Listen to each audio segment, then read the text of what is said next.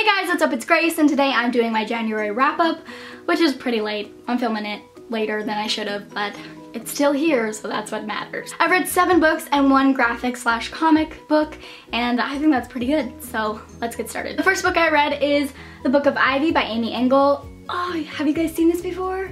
Yeah, you've seen it. It's all over BookTube. Anyway, this is about a girl who lives in a society where the way they keep the peace is they marry the losing side off to the winning side, and our main protagonist, Ivy, is from the losing side, and she's marrying Bishop from the winning side, and she has been trained to kill him because they want to take over their society again. I really like this book. I am not the biggest fan of dystopian. I think it's alright, I just feel like it's super repetitive.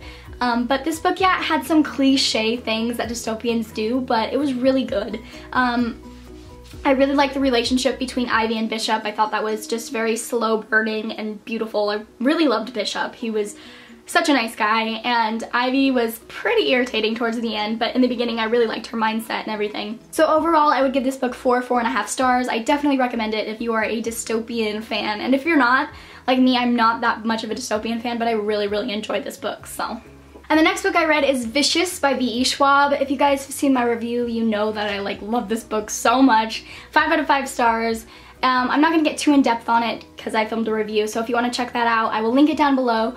But 5 out of 5 stars, amazing. This book follows anti-heroes, which is my favorite. I love villains. The next book I read was The Madman's Daughter by Megan Shepherd. This is about a girl whose father was a well-known doctor until a scandal broke out and basically shunned their whole family, and her father ran away and supposedly died. He didn't, that's not a spoiler either, but he didn't die, and she finds that out, so she goes on a, I wouldn't say it's like a journey, yeah, I guess a journey to go find him to see if the scandals are true. This book was super good. I did not expect it to be as good as it was.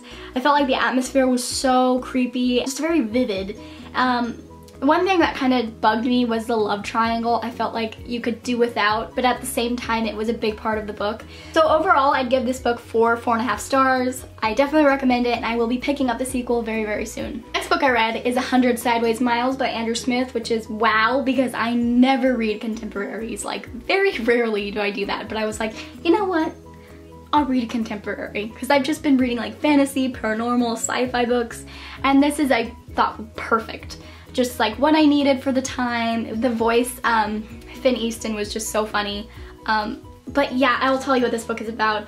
Do not read the synopsis if you want to read this book, because I know it spoils you. Like, it says something that doesn't happen till like a good 200 pages into the book, and this book is not big. So I was like, why would you say that? And also the synopsis makes it sound like full-on road trip book when it's not. It's like maybe like 15 pages are road trip, but that's it. So I'll tell you a little bit about what I think you should know about it. It's about a boy named Finn Easton, and his father is one of the most well-known fantasy sci-fi writers, and in his book, his dad wrote a character named Finn. And the real Finn Easton thinks that he cannot escape his father's book, and he just feels like he just can't be himself when his father wrote a character that everybody knows, basically. And it's super good. So many funny parts. Like, this book, if you guys want something funny, definitely pick this up. Like, so funny. Laughed through the whole way.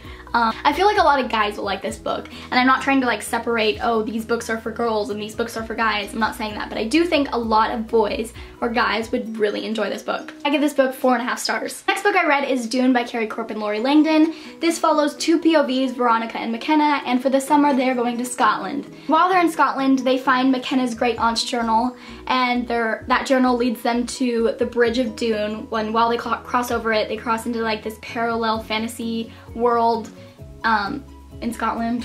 I am tired. Anyway, I felt like this book could have been so much better. So much better, just with the atmosphere. Like, it had such a pretty atmosphere. Like, you felt like you were there, but the characters were so annoying. And I felt like there was no need for 2 perspectives, Veronica and McKenna. I felt like you shouldn't have gotten McKenna's perspective because first, she was like extremely annoying.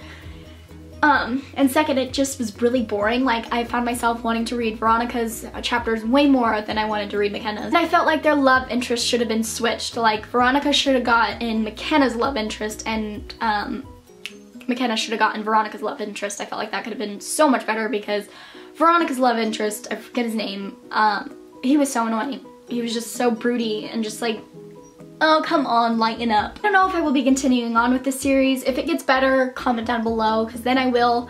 But other than that, I just am not very motivated to read the sequel. I give this book like 2.5, 3 stars. Next book I read is Frostfire by Amanda Hocking. This, if you didn't know, is set in the same world as Amanda Hocking's Triley trilogy, and I was like, oh my gosh, because I love that trilogy and I needed to read this. So I bought it, immediately read it, and I was disappointed. So this book is about a girl named Bryn, and she is a tracker, which means she tracks changelings for her society, and what changelings are babies switched at birth. Felt like this book lacked action and romance, which is very weird because no book really lacks romance. But this one did. You know how in books there's like build up to a big climax thing at the end? Well, there was somewhat of a build up, but very anticlimactic. Like nothing happened and you're like, okay, where's the rest of the book? I give this book 3.5 stars. Like while it did lack in a lot of places, it made up a little bit for the characters. I really enjoyed the characters. And I will be continuing on because I'm very curious to see how this all plays out. The next book I read is The Demon Trapper's Daughter by Jana Oliver. This is about a girl who is the daughter of a master demon trapper, and she wants to be a demon trapper herself, but it's much harder for her considering she's a girl and all the demon trappers are guys and they're pretty prejudiced against her, which is super stupid. And she has to work extra hard to be a demon trapper, and she gets treated very poorly. This book was so good in the beginning. Like the first half was really entertaining and I kept reading it, like wanted to know, and then the second half was just dragged and was really boring and the characters got annoying and weird. And yeah, so I don't know if I will be continuing on with this series. I might. If I do, I will be getting them on my Kindle because I don't want to own them. I actually cried in this book though. Like I cried 63 pages in, which is really weird because I very rarely cry in books. And I cried, and I felt like you sometimes have to be a little bit invested in a story to cry. And again, the first half was really good, second half, no. So I'd give this book 2.5, 3 stars.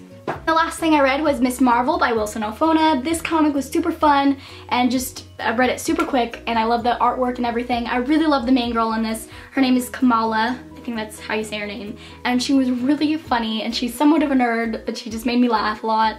And yeah, I definitely would recommend this if you guys like comics or anything to do with Marvel.